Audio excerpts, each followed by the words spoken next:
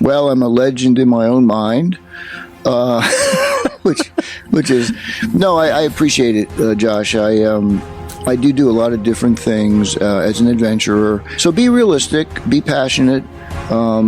Again, you're going to get a lot of no's. If it's something unusual, people don't understand it. You have to educate them as to why you want to do it. In today's episode of the Hero Front podcast, we sit down with Jim Clash. From climbing the Matterhorn to testing bulletproof clothing in Colombia, his experiences don't just push the envelope, they redefine it.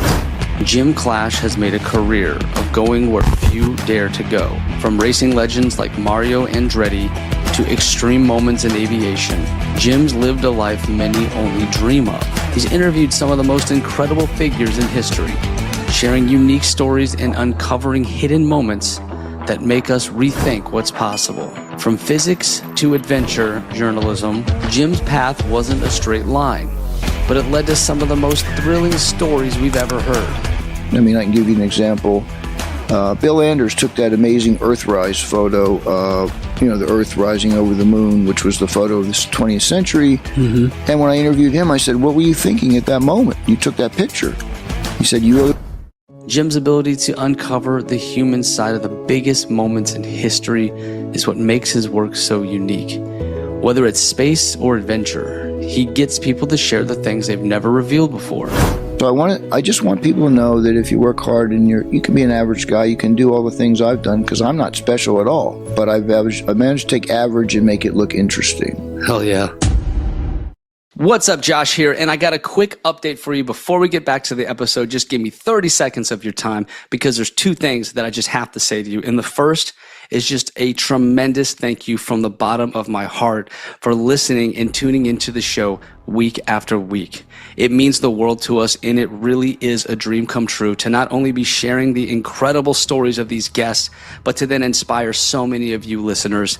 It has become my life's purpose, and I cannot thank you enough for supporting me and so many others on this journey of positivity. But secondly, it's a dream where I feel like we are just getting started and the sky is the limit. I am so excited to see where this goes, and I'm so blessed to have you on this journey. And if you appreciate this message, if you appreciate what we do here at the Hero Front podcast, please follow us on this app. Hit subscribe. Now, if you do that, here's the promise that I'm going to make to you. I am going to do everything in my power to make this show as good as I possibly can now and going forward. We're going to deliver the guests that you want me to speak to.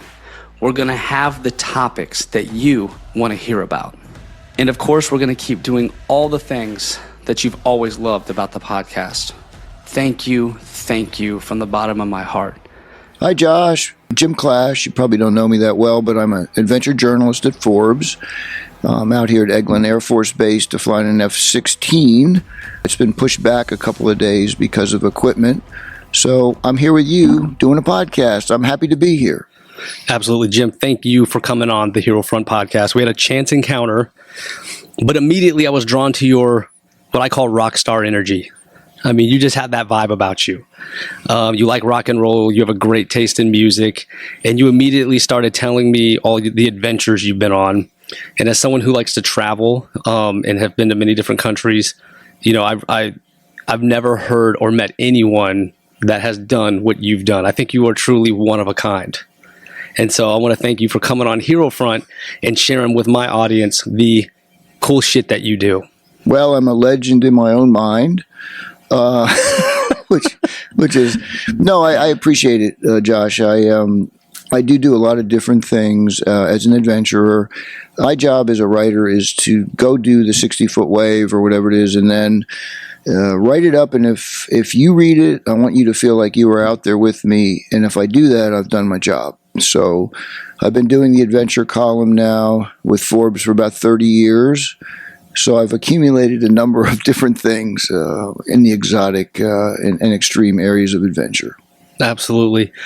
So, Jim, you have a very long story, and you've told me a lot of different cliff notes of it. But before we get into the epic stuff, what I like to call, I want to take it back a little bit because kind of what we were discussing earlier. I had this just genuine curiosity and interest in someone like you on a little bit about your background, your childhood, and how you got to Forbes and to do all this amazing things. That's a long story. I'll try to give you the short version. Okay. I was born in Tokyo, Japan. My father was a civilian with the service with the Army. I moved to the States when 4 years old at the time. I moved to Maryland. Had a pretty normal Wonder Years kind of growing up experience. I wasn't in a rich family. I wasn't in a poor family. I come from middle class America. As a kid, of course, I played sports, football, ran track, all that. But I was kind of like interested in physics and science, kind of a geek almost. And, I used to launch SD's model rockets. I built a laser in 9th grade. They didn't know what it was, so they gave me first prize in the science fair. I'd never seen anything like that. It's like 1969 or something. I had a ham radio license. I built radios and talked to people all over the world. And I think especially the ham radio got me interested in other countries and experiences. I love the Olympics. I watched the athletes, and I was an athlete. So if I had to go back and think what made me start this adventure career, that would be, I think, the kernel. From there I went to public high school, undergrad at University of Maryland, was a physics major. The math was too much, so I became an English journalism major. I wrote for the newspaper there, became the editor of the literary magazine, wrote short stories, went the whole 5 yards, and then I got a job out of undergrad at an airline magazine. Did that for a couple years, lost a bunch of money in the silver market, realized I didn't know anything about business, so I got my MBA at Columbia in New York, and immediately went to work for an ad agency, Gray Advertising, on the Procter & Gamble business, very boring. I did the ad business for a couple of years, different agencies on Madison Avenue in New York. I had this side gig as a rock guy. I was a drummer, and we had done some parody stuff in business school and then in the ad business. So I formed a band called the VPs. We were all business execs by day. By night, we were rock and rollers. We put on sunglasses like the Blues Brothers. We wore our suits. And we played songs like Secret Agent Man, Madison Avenue Man. We played, That's awesome. Stockbroker on the Line to Love Potion #9. So it was this business parody, and we got picked up by the press. We were in USA Today, New York Times Magazine, BBC, Good Morning America, all this stuff. And we actually put out some records, video. We were on BBC, NHK. It started going all over the world. It was crazy. That's amazing. But it gave me an outlet for my creative energy, which I didn't get in the ad business. I had a account executive job, so it wasn't the creatives who created the ads. It was more the managing of the research and the creative and the media and all that with the client. And Procter & Gamble's a little bit how can I say? They're a little bit boring. So from there, I just decided to try the band. I went down to Wall Street, raised $100,000, put the company together, put out the records, recorded them, put out a TV commercial, a direct response network, sold the albums, via late 1-800-BizRock numbers and stuff like that. And, it was great until the market crashed in '87. And the yuppies who were parodying, it wasn't funny anymore. They were losing their jobs. So we kind of disbanded. And interestingly, the woman who produced the Good Morning America piece with Ron Reagan, her sister worked at Forbes. I said, you want to go back into journalism?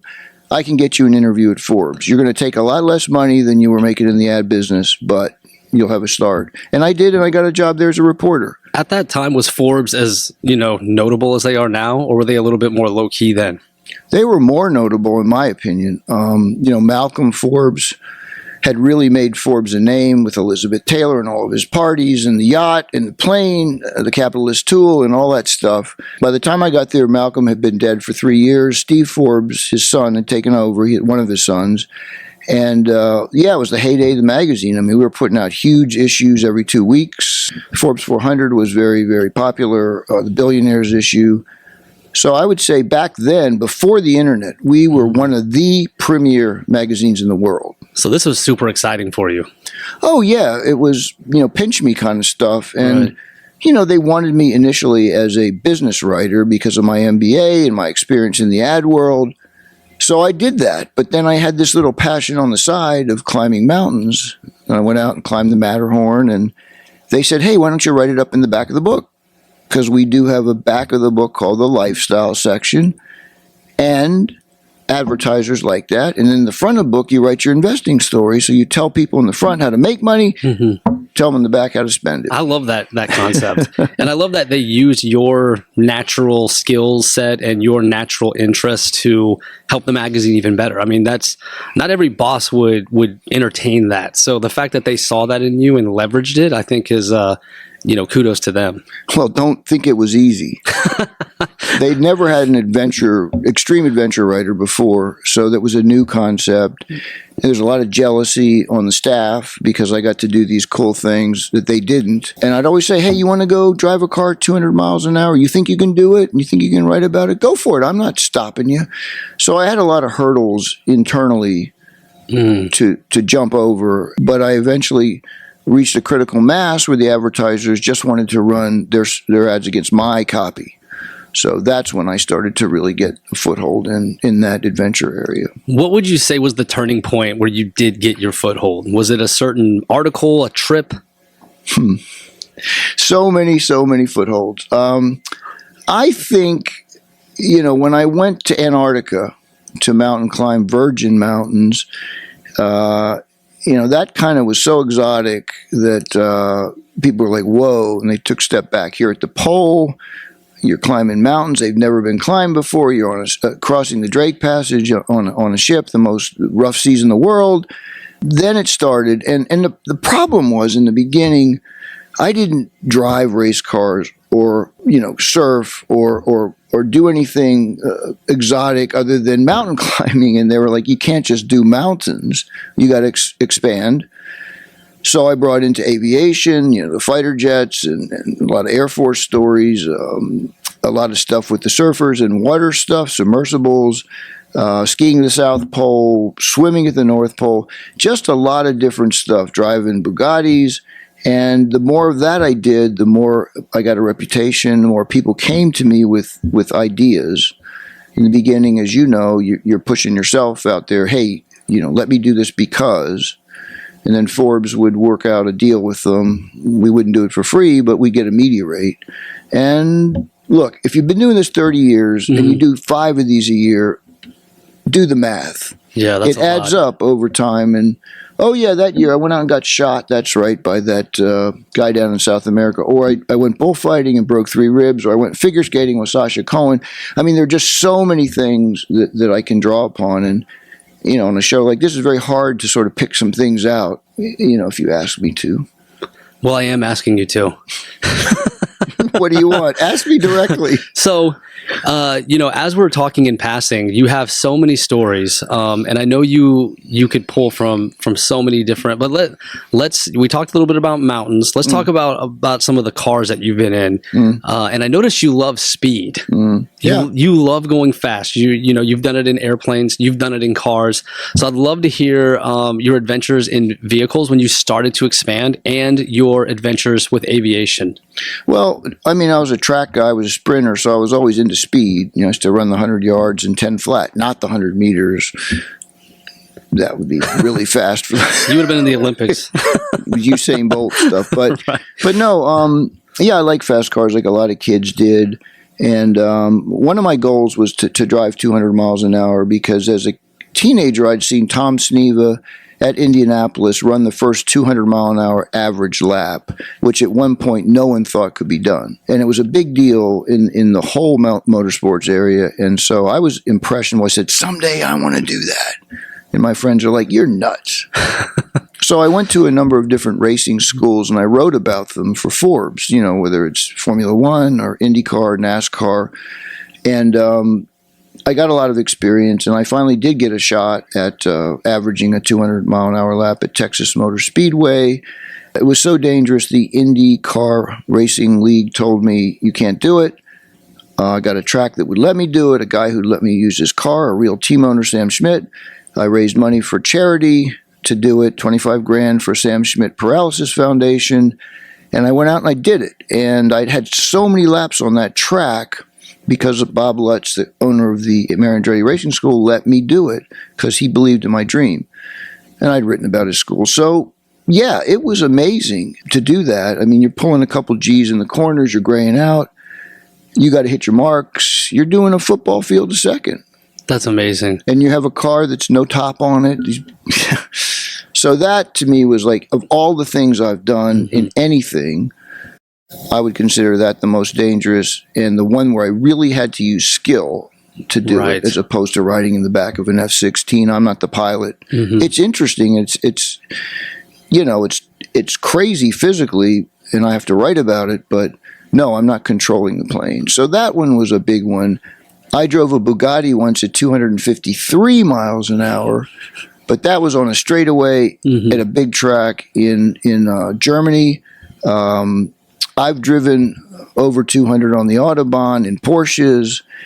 Somebody sent me an article the other day that says I have the seventh and fifth fastest recorded times ever on the Autobahn. Wow. No idea. I had no idea. 201. I'm sure there's many records that you have no idea about. Yeah, that's a whole other.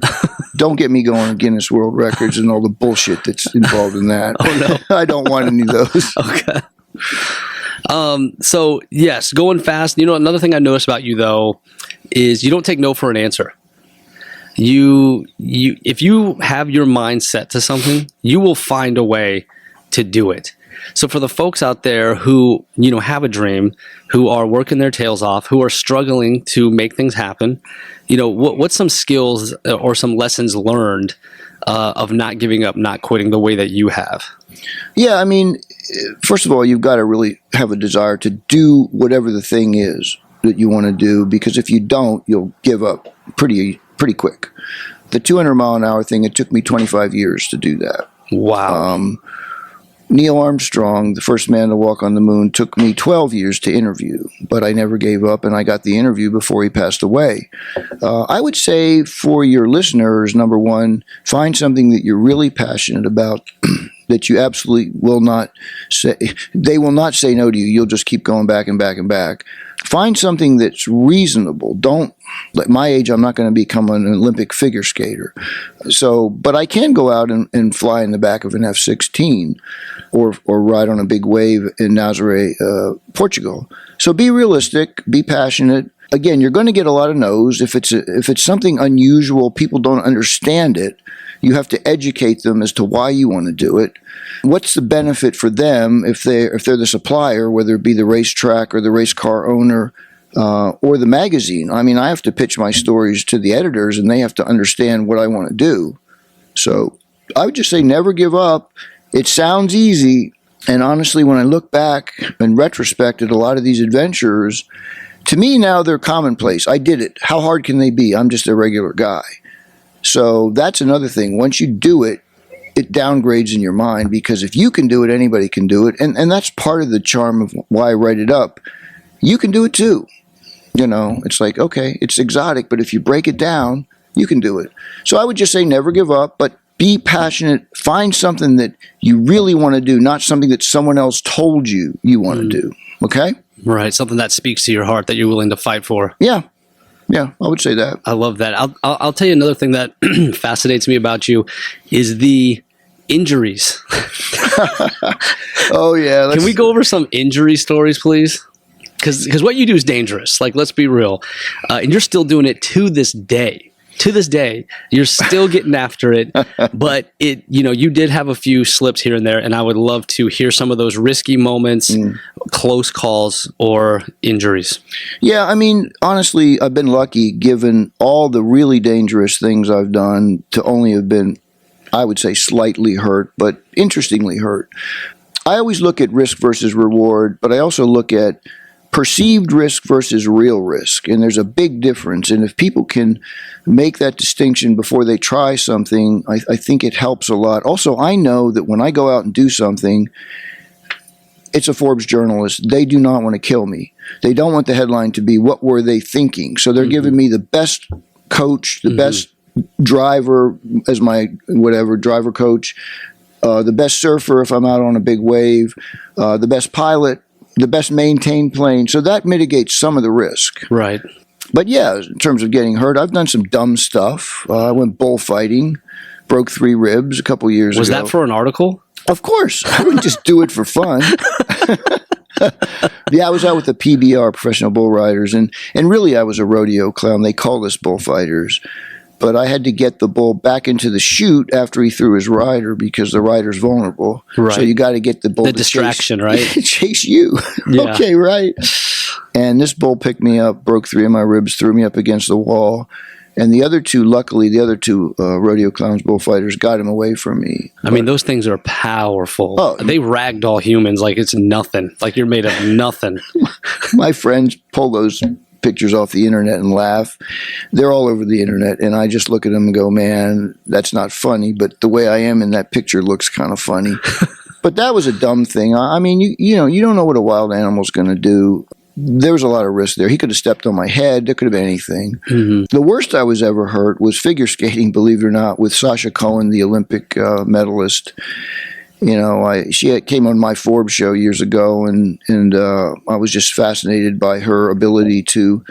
She fell 2 times in her long program to win the Olympics, and she still got the silver medal. I've never heard of anything like that. You can't make mistakes in the Olympics. That's how good she was the last 3 minutes, and it fascinated me that she never gave up. Yeah, she never gave. Most people would have just said that this is a wash. Yeah, but she still tried to change their mind, which is unique. And I started that episode, your interview with her. Yeah, she's good. She is incredible person. Yeah, she's a mom now. She's 40. I've known her almost 20 years. But what happened was she told me that she knew I had the ability to drive fast and maybe I could teach her how to drive a Lamborghini at a high speed. And I said, sure, if you take me figure skating. So stupid. So we went out in California. I think it was the 405, and she lives in California, and we got it up. She got it up to about 125, 130 in no time. Great. Sasha Cohen's reflexes are great. So that was the dangerous part of the trip. So we go to the ice, whatever, and I've never been on skates, and I'm trying to do this, and of course I'm the Forbes Adventurer, so I've got to try to do a spin or something, and she's like, no, that's not a good idea. You can barely stand up. No, I have to. The Forbes video crew is over there.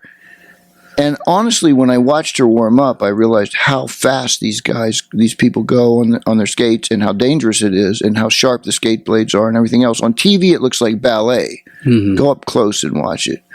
So she said, okay, crouch like you're going to punch someone and swing your right arm, and you'll just circle around. You'll do a spin. And next thing I know, I'm in an ambulance. I don't remember anything. I hit the ice, level 3 concussion. I was knocked out for a couple minutes. Wow. Didn't know where I was, didn't know my name. And yeah, I'd go to the hospital and stay a night. And of course, they thought they killed me. So I was just like, I killed the Forbes Adventurer, Mom. But the great thing about that story is that we made lemonade out of lemons, and mm-hmm. Sasha and I are good friends. We have been now, and I'm the godfather to her first kid. So that's amazing. She just turned 40. So that you would think of all the things I've done that wouldn't be the thing that hurt me the most. And then I would say getting shot, that hurt a lot. You said that earlier. What's going on with that?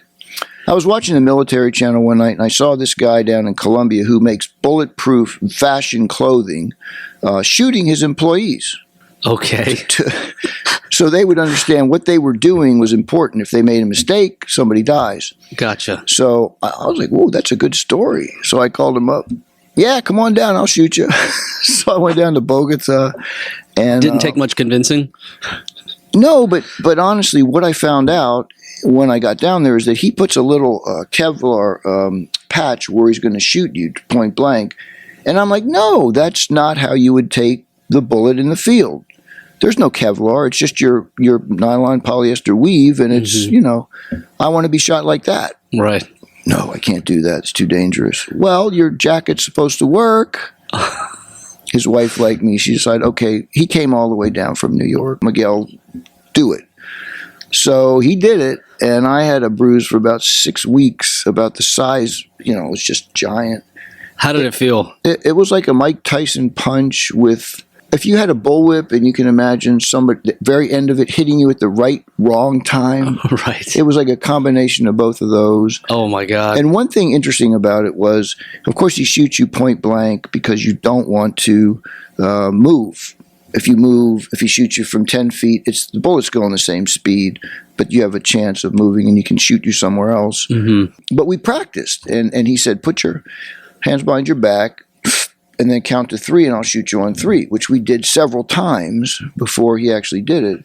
And then when we did it, he shot me on 2, which was a total surprise to me.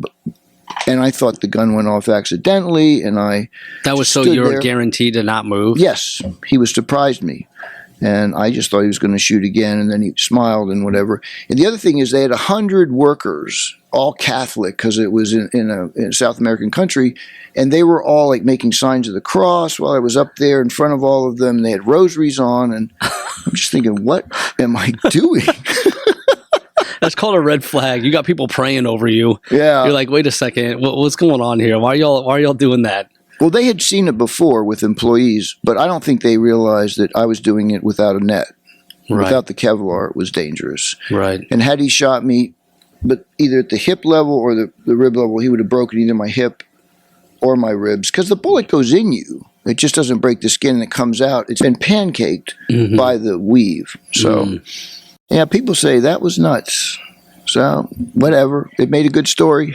That is nuts, but yes, you're right. That did make a good story. Those are the only 3 times that I've been hurt to the point of like it hurt. There have been a lot of times where I've almost been killed, but I didn't get hurt in the process. Like surfing. Oh, yeah. Yeah, last year I went out to Nazaré, Portugal. Wait, this was last year? Yeah. Yeah. I imagined you as like a young man. No, I'm still young. Come on. You are still young. I'm not saying that. But I was thinking like 20 years ago. No. 10 years ago. You're saying that you went on one of the most biggest waves in the world that the Earth can make a year ago. Yeah, it's interesting how it came about. I was interviewing Garrett McNamara, the world record surfer from Hawaii, who, I don't know, it was 2011. He surfed an 80-foot wave in Nazaré. Nobody knew about Nazaré then. It was always Hawaii or Tahiti or Mavericks in California. And when he did that picture of him, he looks like a little matchstick on this giant wave, went around the world, and it went viral and made Nazaré famous. Wow. So a picture did that for him. Yeah, That's and amazing. an amazing video of him surfing that wave. Anyway, I was interviewing him. There's a series called The 100-Foot Wave on HBO, and they follow the lives of these big wave surfers, including Garrett. He's like the star of it. So I was interviewing him for a story, and at the end of the interview, just out of the blue, I said, "Hey, Garrett, if I come out to Nazaré when you're out there, in the fall, will you take me out on your jet ski?" He says, "Yeah, sure, come on out." So, where the waves at Nazaré start to break big around October into March, you don't know when in there they have surf forecasts. So we went out, my photographer and I went out, and we hung out for 2 weeks waiting for a big set to come in. Luckily, we got one, and Garrett happened to be there. So me, Garrett McNamara, Cotty Cotton, who's another giant wave surfer, and my photographer went out early in the morning when the waves were 60, 70 feet. Wow. And we took the skis out. And I just remember I had seen big waves in Hawaii, but nothing like this. And Garrett took me over to like a 35 to 40 footer, and he thought I would be impressed. And I said, "Yeah, but there's bigger ones out there." He said, "You want to go out there?" I said, "Yeah." He goes, "Okay." I didn't realize he's crazy. Oh, jeez. So out we went, and he pulled up on a 60-footer as it was about to break, and he said, "Look down to your right." And I could have dropped a quarter 6 stories into the ocean without hitting anything. And it was like, whoa. That's amazing. I mean, I saw the picture. It looks like a waterfall. I mean, it looks massive. Yeah. I mean, people should Google Nazaré and you'll see it's nuts. And yeah, I mean, we did it, and then we went off the back of it, obviously not to get sucked up into the barrel. And the ski tipped, and we were both thrown off into the water. And that was scary. I didn't realize how scary it was. I mean, I was just like, okay, what are we going to do now? And luckily the ski stayed close enough to us where it didn't go off, somewhere else. And neither of us were knocked out. So we got the ski, started to rock it till it flipped back. Garrett jumped on it. I didn't even have time to get on. I just grabbed that surfboard at the back, and we took off like 50 miles an hour before the next set of waves came. Because you had a limited amount of time to get out of there before this next wave hits. Yeah, waves tend to come in sets of 4. Oh. And then there's like a 1 minute or 2 minute respite between another set coming in. Yeah. So Garrett was smart enough to do this on the fourth wave of the set, so that if we did fall, if we did it on the third wave, I probably wouldn't be here. Jeez. So we had enough time, maybe a minute and a half, to get it together and get out of there. And to make it graphic for you, Cotty Cotton, who's a big wave surfer, and my photographer wouldn't come out where we were. They said, that's too dangerous. Garrett's taking Jim out. It's too dangerous. Wow. The other thing is, I asked Garrett later about, you ever get a thrill surfing these big waves, and you've done millions of them?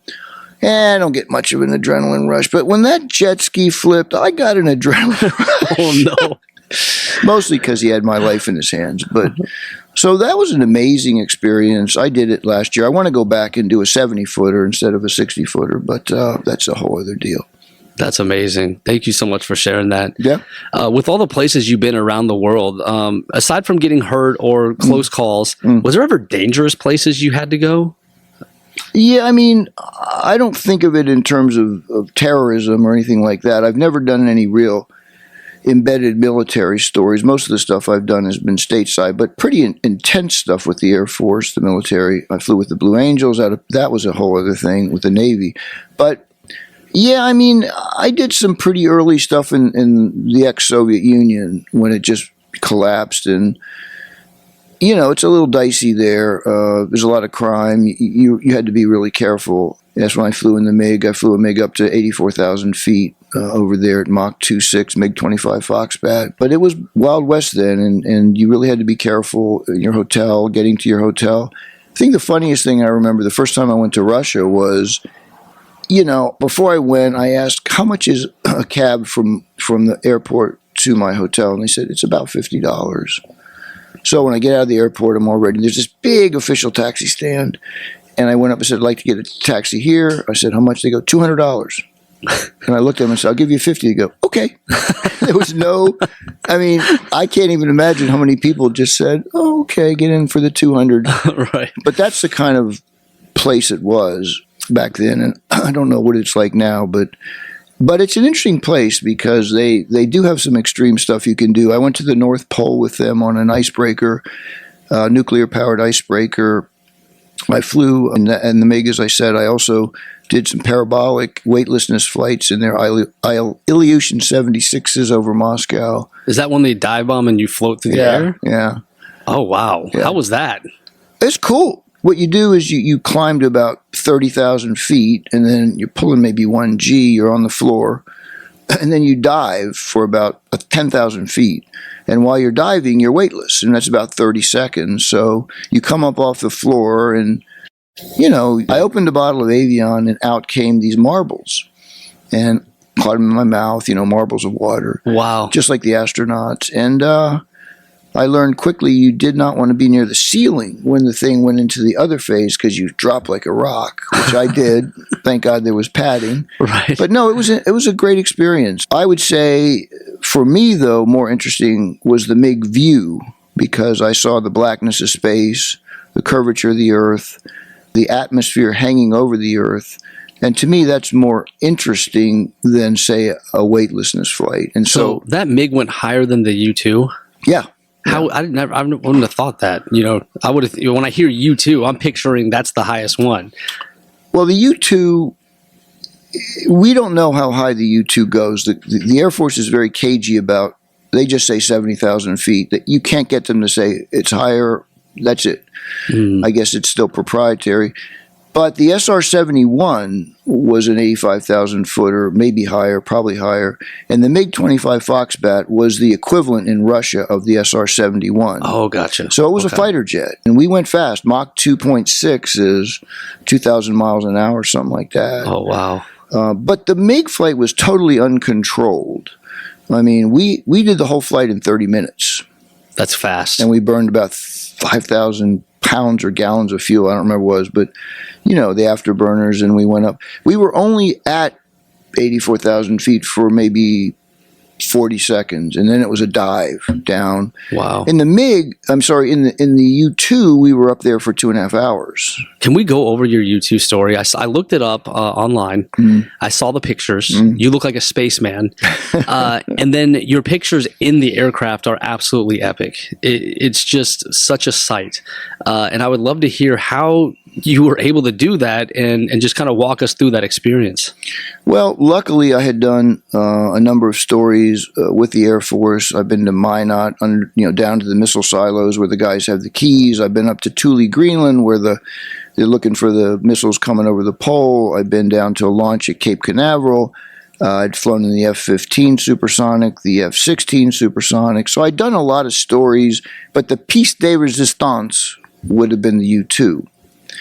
So 6 years ago, I flew out to Beale Air Force Base, and I did everything but fly in the U-2. I did the chasing the U-2 as it landed, and I'll explain that.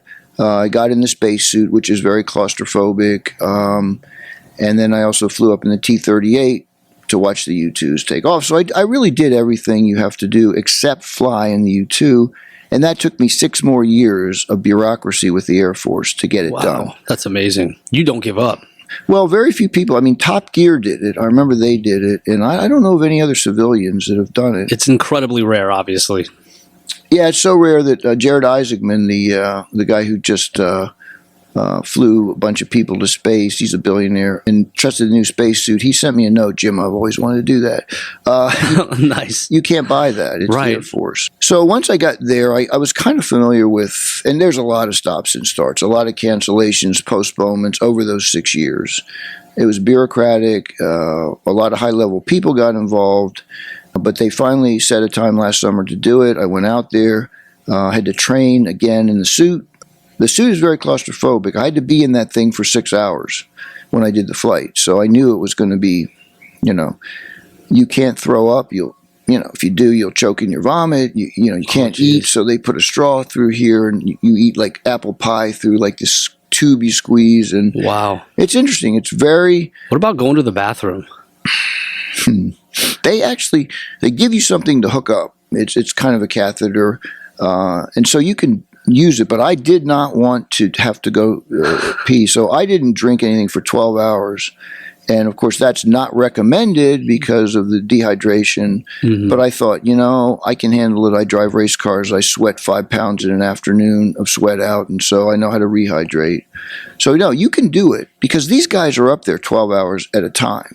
That's crazy. By themselves, over enemy territory, in that claustrophobic suit where you can barely move. Yeah. That's terrifying. And I'll tell you, the Red Bull guy, Felix Baumgartner, who finally jumped from 128,000 feet maybe 10 years ago and broke Joe Kittinger's record, Red Bull project was postponed for a couple of years.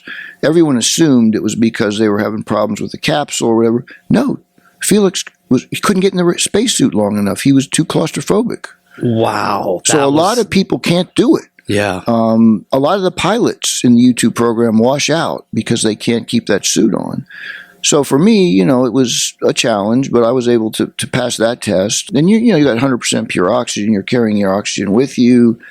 You do look like Major Tom or something. I mean, it's huge, this suit, and it's bulky, and it's hard to do anything with. And so the actual flight, it was dicey in terms of whether it was going to happen or not, because they made me do a lot of things that were very difficult to do, like pull the pin out of the ejection seat under to arm it, and then you have all this stuff on your helmet, and I don't even want to go into it, but suffice to say, we did take off. It's about 40 to 45 minutes till you get to 70,000 feet.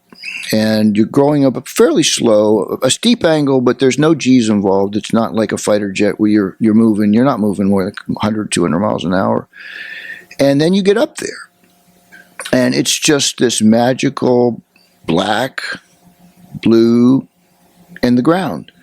And you can see hundreds of miles in all directions. I could see Golden Gate Bridge. I could see Lake Tahoe. I could see El Cap. I could see Beale Air Force Base. Wow. All, in the same place. That's wild.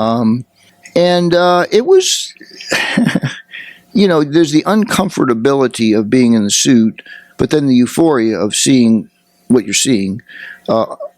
Fortunately, unfortunately, they had a GoPro on me, but that was the only thing they had. They didn't have anything looking forward.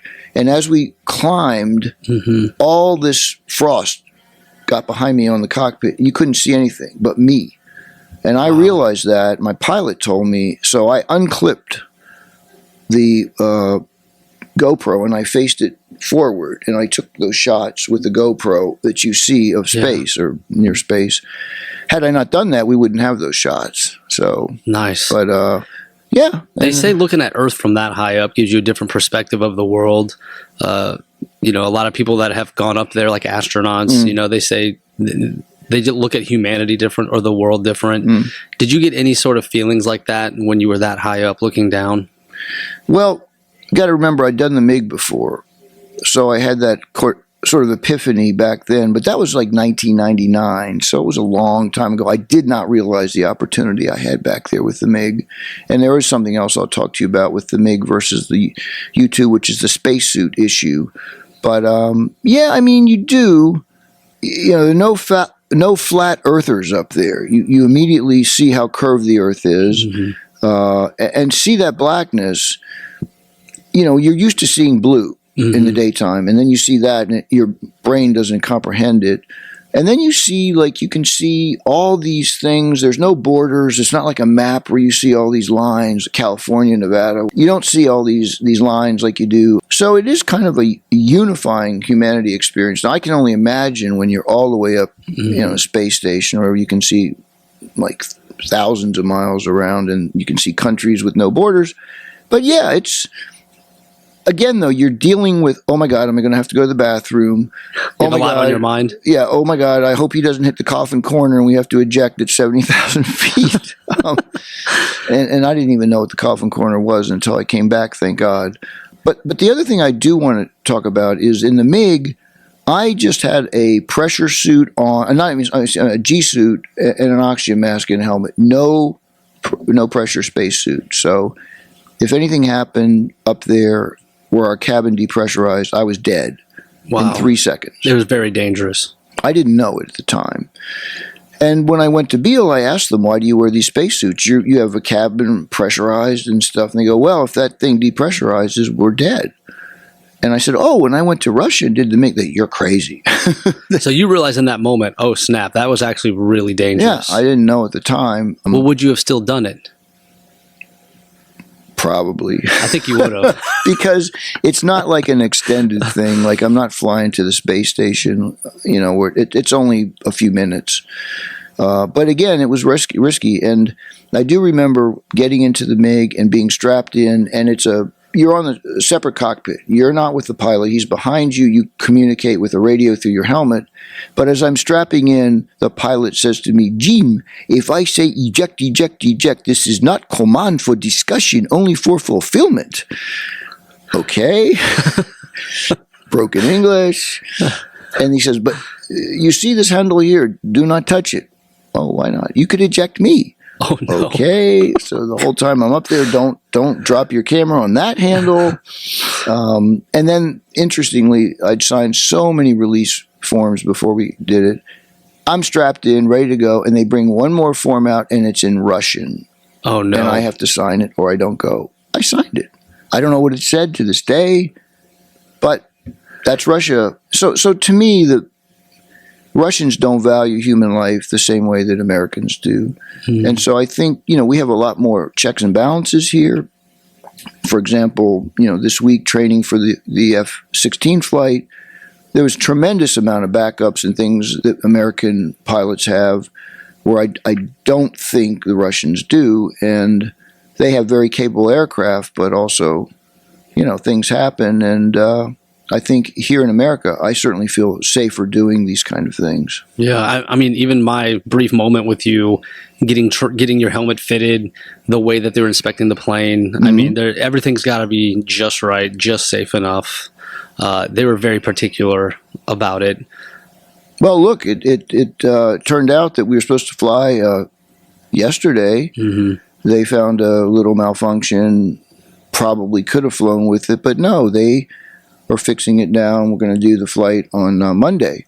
But again, that's how thorough they are here at Eglin versus, say, at Zhukovsky Air Base in Russia, where I was. It's like, get him in there, let's go, get him down. Yeah.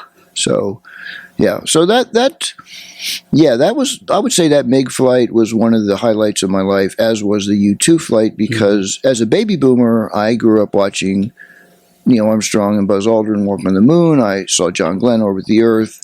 Lucky enough in my adulthood to interview those guys and all that, but to actually experience it somewhat, what they did, and to see it is pretty cool. And also to break the sound barrier. I've actually broken the sound barrier in 6 different aircraft. Oh, wow. Supersonic. This will be 7 tomorrow or Monday. I've driven over 200 miles an hour in 13 different cars, whether they be Lambos or Ferraris or Bugattis or Indy cars or stock cars or whatever. So, those are things I'm proud of. But at the same time, the aircraft stuff, I was just a backseat participant. Lucky to be doing it and lucky to be writing about it. The race car stuff I'm driving, and that's an active thing. So I would say it's more dangerous. Absolutely. I'm kind of curious, A, how much longer do you want to do this? And B, what have you not done that is on your bucket list? In terms of how long I'm going to do it, I'm going to do it until I can't do it anymore, or until I start to phone it in terms of the stories. It's harder and harder, though, to find new things. As any mountain climber will tell you, you climb a 7,000 meter peak, you want to go do an 8,000 meter peak or whatever. It's always up the ante because of the adrenaline rush and all that. Like Garrett, he said he doesn't get a rush out of surfing those 80-foot waves anymore. He's done it too often. When you think about the first time you did it, it was pretty cool. Right. So I'm going to keep doing it. The other thing I do, which we haven't talked about, is I interview a lot of very famous adventurers as Q&As in Forbes. And I've done Elon Musk and Buzz Aldrin and Neil Armstrong and Sir Edmund Hillary and Roger Bannister and Edward Teller and just a lot of rock stars. And so, there's a whole thing. I'll be able to do that forever, hopefully, unless I get Alzheimer's. I always say, if I get Alzheimer's, take me to my website and show me those stories and tell me to read them and say, that was you. Yeah. But, I would say as long as Forbes will let me do it and as long as I'm still good at it. I do know that I don't have the physical capabilities anymore to, say, climb Everest, which I'd never want to do given the mess up there now with all those people. So some of the more physical stuff, I probably have to be careful. But I can still be passive in airplanes and stuff like that. I would like to do a carrier landing with a Navy. That's one of my bucket list items. Of course, I would like to go to space all the way up. Mm-hmm. I had a ticket on Virgin Galactic for a while, which does take you suborbital. But the program there is, I just didn't like what they were doing, and I got my deposit back. But I would like to do a suborbital ride. The nice thing about people like you're going to be able to do it for a pretty good price because, like the airline industry, the more Jeff Bezos's and Elon Musk and Richard Branson's privatize this business, the cheaper it's going to get, and you're going to be able to do it. So I envy you. You'll get to see that view if you want to, and you seem like the kind of guy who would like to try that. Oh, hell yeah. But yeah, there are things. Mario Andretti always says to me, Jim, have you driven 300 yet? Because he teases me. He knows that I did the Bugatti, and it's faster than he's ever driven, actually, he tells me. Yeah, I mean, I'd like to get into a drag racer and try that. I've done it at a moderate speed at Frank Hawley. I learned how to do it, but I know these guys at NHRA and the guys who go from 0 to 330 in 4 seconds, less than 4 seconds. And that intrigues me. Mm-hmm. If I could do a ride along with one of them, maybe. I love to give rides to people around the country in the stock cars with the NASCAR racing experience. It's not so much the laps, it's the look on their faces when they come in. Mm-hmm. Oh my God, that's what race car drivers do. They watch it on TV and it's just driving circles. Well, there's a lot more to it than just driving in circles, let me tell you. When they get in, they can feel the G's, the smell of the fuel, the tires, the sound. the wind, everything. It's a whole body experience. Could I ever tag along with you? Yeah, anytime you want. Come on down. No, I give friends rides all the time. I would love for that. nothing. Yeah, I would love that. and you can also drive there, but I always recommend the ride first because you go a lot faster than the students do. I mean, I pass students like they're standing still.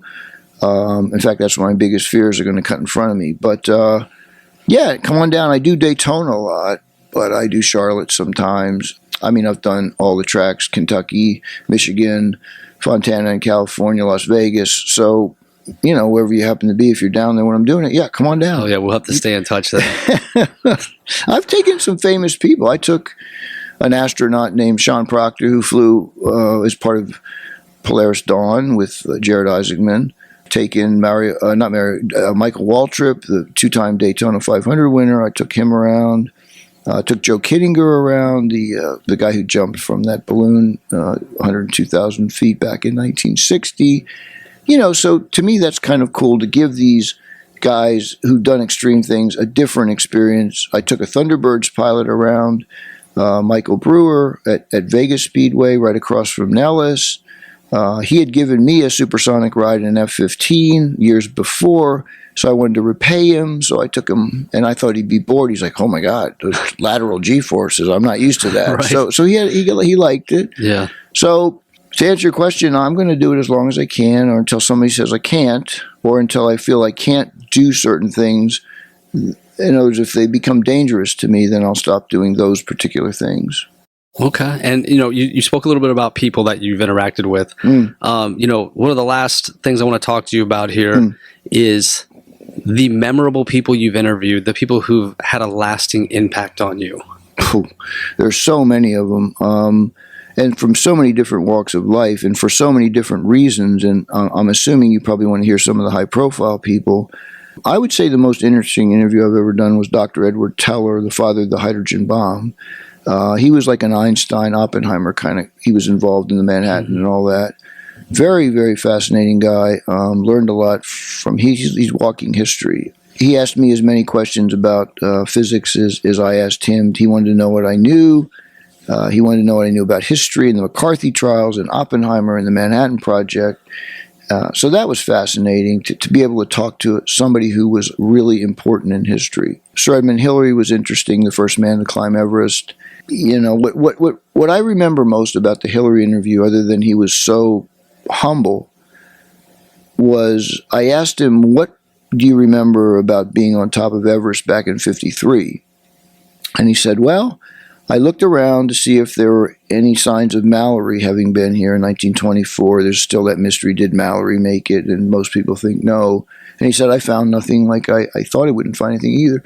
And then I looked out at the big Peak Makalu over the Khumbu Valley. I think Makalu is one of the top 5, but it hadn't been climbed at the time. And I started working out a route because no one had ever seen it from so high. And then I realized, oh my God, here I am standing on top of the world, and I'm always thinking about my next adventure. Wow. And that to me was like, wow. I try to be in the moment when I'm doing whatever it is. But, once you've done it, it's almost like, okay, what's next? How can I top this? Especially in the U2. When I landed, I'm like, well, how can I top this? No pun intended. And so with the Hillary comment, it made me realize how adventurers think, and it made me try to think differently and enjoy the actual moment that you're doing what you're doing. And it sounds to me like you get a lot of enjoyment out of the process too. The process is people always ask me, Jim, what are you afraid of? Like this jet, okay. I'm not afraid of the ride. I'm more afraid of, will I pass the physical exam at the base? Will the weather be okay? Is there going to be something wrong with the plane that stops us from flying? Those are the things that bother me most. And the ride itself, I just trust the pilot. And I also sometimes, I look at myself as an actor. Actors can be really shy or they can be whatever. And then they become this other person, and that allows them to become unshy or whatever.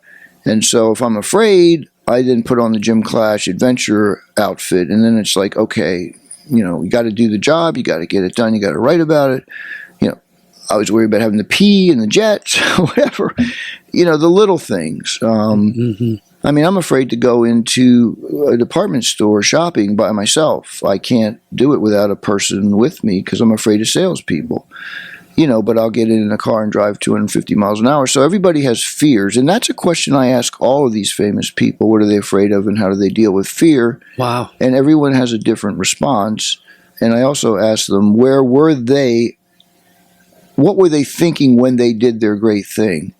And it's very rarely what you and I think they're thinking. I mean, I can give you an example. Bill Anders took that amazing Earthrise photo, the Earth rising over the moon, which was the photo of the 20th century. Mm-hmm. And when I interviewed him, I said, what were you thinking at that moment? You took that picture. He said, you really want to know? I said, yeah. He said, I'm off mission. I'm taking pictures of the Earth when I'm supposed to be taking pictures of the place where the Apollo 11 could land, the backside of the moon. I'm wasting film. I'm going to get in trouble. That's what his thoughts were. And then it becomes the iconic photo of the 20th century. Buzz Aldrin, the first time I met him and interviewed him, and I got to be friends. I am friends with Buzz. He's still alive. He's in his 90s now. I was a young reporter and what did it feel like to walk on the moon? And he looks at me and he says, can you give me a multiple choice list of answers about how it should have felt? As far as I was concerned, we were proceeding with the checklist. There were a lot of things to do. One of them was to step on the moon. I suppose now I could manufacture all kinds of wondrous things that I had as far as feelings, but I was just proceeding with the checklist. And that was the time it made me feel so stupid and small. But now looking back on it, he was telling the truth. It wasn't some, wow, it was so wondrous. No. And so when I ask people those questions, I get all kinds of different answers. And, I can go over and over these things, but some of the more interesting people, I can just tell you, I've interviewed a lot of Olympians. Mm-hmm. John Carlos and Tommy Smith were two of the most interesting. If your audience can remember the 1968 Olympics in Mexico City, Tommy and John put their arms up with black gloves fists and protested for civil rights. Mm-hmm. Very famous photo. I got to talk to them about their lives afterwards, how their lives were ruined. But to me, that's one of the iconic photos of the 20th century. They had the guts to do that. That was fascinating to interview those two guys. Yeah. What did they say about it after all these years? They said, number one, when we were up there, we were afraid we were going to be shot. So we were listening for a rifle shot or something, which I never thought of, really. Yeah. And then they were thrown out of the Olympic Village, and they came home to the U.S., and they got all this bad press and death threats. And, these were two of the greatest sprinters of all time who won for America, in the 220 or 200 meters, the 100 meters. And but now, many, many years later, they're looked at as kind of heroes and being part of the initiation of the civil rights movement, black power, not supposed to say black power, but, African Americans getting an equal say in voting and other things. And they've actually built a statue at San Jose State where they graduated of them with their fists up in the air. Wow. So complete 180. Yeah. But yeah, they suffered for it. Yeah. And I asked both of them, if you had to do it again, would you do it? Yep. They both said, yep. Absolutely. So, and did they lose their medals from that? They never gave them back. They never stripped them of their medals. They couldn't. Okay. They might have wanted them back, but I don't think they gave them back. But if you look in the record books, they're still there as whatever, first and third in the 100 meters. Was there a guy who did not raise his hand up? Peter Norman was in the middle. He was from Australia. He won the silver. Tommy won the gold, and John Carlos won the bronze. He had a patch on his for civil rights, so he was with them, but he wasn't willing to put his hand up with the gloves. It was, again, for me to and in the rock and roll world, which is a whole other thing. I've gotten to meet these amazing singers that were on the radio when I was a kid, like Paul Simon, Art Garfunkel, these people who I idolized, and I've gotten to interview them and meet them, and that's one of the beauties of being a journalist. You get to meet pretty cool people, and so I've been blessed in that area. I just wrote a book called Amplified, 11 of the great rockers of the 60s interviewed in there. Grace Slick, Roger Daltrey, Art Garfunkel. So my beat at Forbes is extreme adventure and rock and roll, classic rock and roll. Hell yeah. I love that. And that's the vibe that you gave me right away. I knew you were into music as soon as I met you. Well, look at my name, Clash. People think it's not a real name. Is that a real name? Yeah, it's a real name. You got a cool name, Jim Clash. I mean, you're never going to forget that. Well, honestly, it saved me on the Matterhorn because when I went to climb the Matterhorn, my guide took everything out of my pack that wasn't absolutely essential because it was going to be a really close call whether we made it to the top or not with the energy and all that, my fitness level. So when I got to the top, there was no camera. She took the camera out and left it at the base camp. And these two Swiss guys were up there and they saw this and they said, "Would you like a photo on top of the Matterhorn?" I'm like, "Yeah." So we got one shot of me with my hand up with my ice axe and Kathy, my guide. And that was it. And I knew I'd never see these guys again. So I said, "My last name is Clash, like the rock band." They go, "Oh, we know the Clash. We know the Clash." And I said, "And I work at Forbes magazine in New York." "Oh, Forbes. They have editions in Europe." And then I never saw him again, and I thought, I'm not going to see that. And 6 weeks later, there's an email comes over the. They said, "Are you the guy who so desperately wants his photo from the top of the Matterhorn?" They had tracked me down. Wow. Because they could remember that name and they could remember Forbes. And they sent me the negative across the ocean, and I ran that on the cover of my first book. Wow. So the name helped me. Yeah. It's so memorable. It got you your picture. Yeah. That's amazing. But that, again, it's like the Matterhorn is the mountain most mountain climbers want. It's a beautiful mountain, but it's dangerous. It's killed over 500 people. Jeez. It's straight up. I'm sure if listeners probably know what it is, it's on the Swiss-Italian border, and it just goes straight up like a block. And so, yeah, I mean, there's so many things I could talk about, Josh. It's I feel, but I like talking about these, so thank you for letting me at least talk a little bit. Yes. I love talking to you, Jim. But I have one last question for you as we wrap things up. Okay. You've done incredible things. You've lived an insane life and have done, there's only one Jim Clash, right? And you've done so many inspirational things, so many articles, captured so many stories. What is the legacy that you hope to leave behind? Well, I mean, what I want to do is show people, as I said earlier, that an average person can push himself or herself to the limit and achieve their dreams. And if you're lucky enough, like I am, to have somebody, a magazine or something, support you or pay for it, to help you pay for it, it's a dream job. And so I just want people to know that if you work hard and you can be an average guy, you can do all the things I've done, because I'm not special at all. But I've managed to take average and make it look interesting. Hell yeah. Yeah, I like that. I want to keep doing it. So, you're young. How old are you? 39. Yeah, so, you're not even 40 yet. Come on, I got a couple years on you. Follow it. And honestly, I'm jealous. You're going to go to space, and you're going to do it for a reasonable amount of money. So if I can make it long enough, maybe if they bring it down, I'll do it. But wear a spacesuit. It's dangerous. Okay, will do. Well, Jim, we talked about your upbringing today. Your fascination with science. We talked about you joining the Forbes team all those years ago. You've been with them 30 plus years now. We went into your epic travels, your close calls, your injuries, all the amazing things you've done. And then we kind of ended it with the interesting people that you've been exposed to, that you've been able to interview and get this really cool insight from. You've lived this incredible life, and you're here at Eglin Air Force Base with us. We're going to get you on a jet.